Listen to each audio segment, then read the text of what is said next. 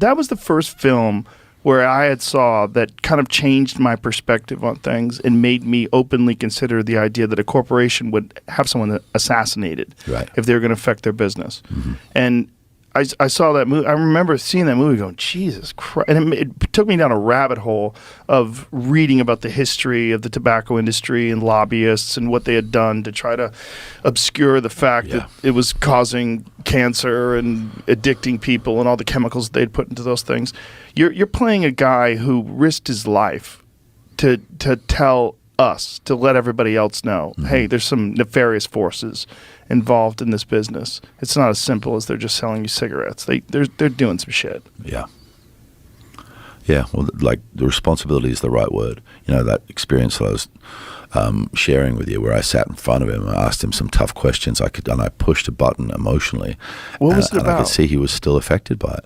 And it was about his family and the question, you mean? Yes. Yeah. It was about the effect of the situation on his family. And that took him to a place, and I could see him just get, emotional. I realized he still, all these years later, is carrying this around, So it was a big thing for him to do. As you say, he risked everything in his life, risked his professional reputation, the health and safety of his family, to put that information in front of us.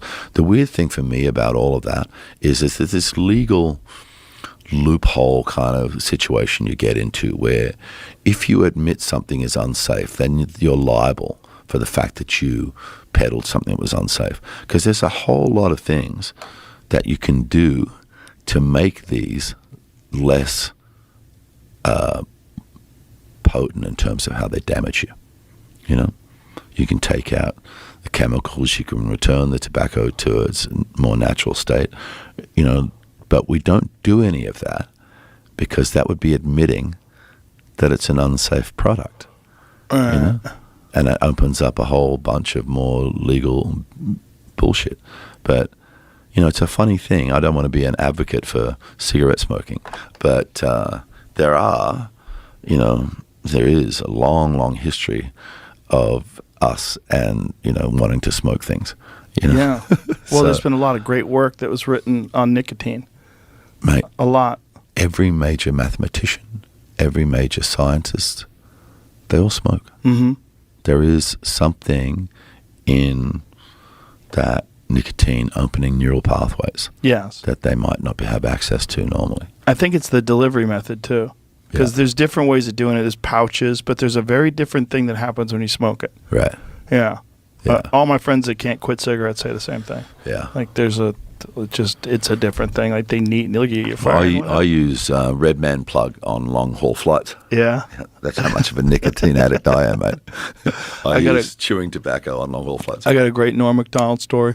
Norm Macdonald and I, just by luck, sat next to each other on flights on 2 different occasions. Just total dumb luck. Right. Norm's like, Norm, what's up? So we're talking, and he's telling me I quit smoking. He's telling me this whole thing about he quit smoking. Yeah, it was terrible. It's the hardest thing I ever had to kick. Yeah, I loved smoking, but you know what? It's fucking terrible for you. I had to quit. So he's telling me about this. The moment we land, he runs into the gift shop and buys a pack of cigarettes, and he's lighting them before he gets. I go, what are you doing? I thought you quit. He goes, yeah, I did, but then we started talking about it. I wanted a cigarette, and he's lighting it before he even gets out the door. He just couldn't wait to get it back in him. Well, there's the funny thing, though, right, with that somebody sort of said to me once, and it's a true thing, is like, when you haven't had a cigarette for a while and you get a craving, right? That's all you have to deal with. Right. That's it. Right. At that moment. Yeah. It's not like other things right. that might, get deeper and harder and more difficult or whatever. It's only ever going to be that craving, so you just have to sort of walk past it, and but also to satisfy that craving, when you do satisfy that craving, it's an immediate release of one of the most pressing physical things that's bothering you.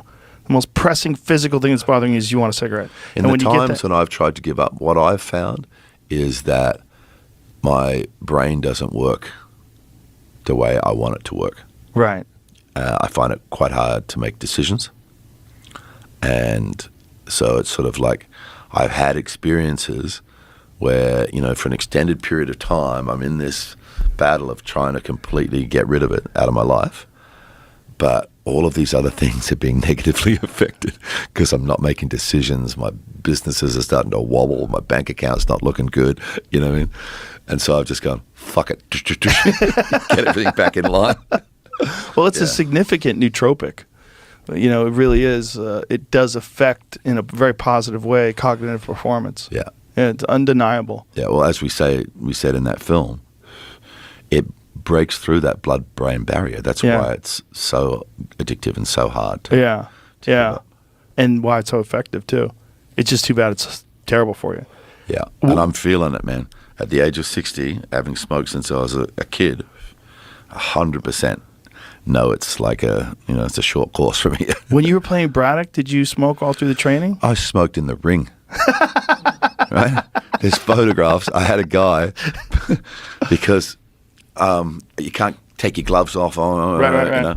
And so I used to just go over to the corner, he'd stick it in my mouth, and go, pop. Wow. You know? But then we developed a set of gloves that were Velcroed. So they had the laces on the outside, but they're actually Velcro. I could get them out so I could have a cigarette.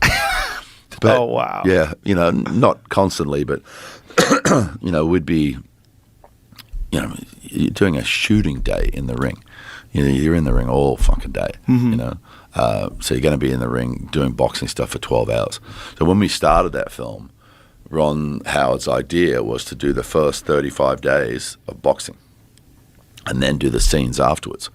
But after we did the first fight, you know, which took 6 or 7 days, you know, I said, you've got to rethink that.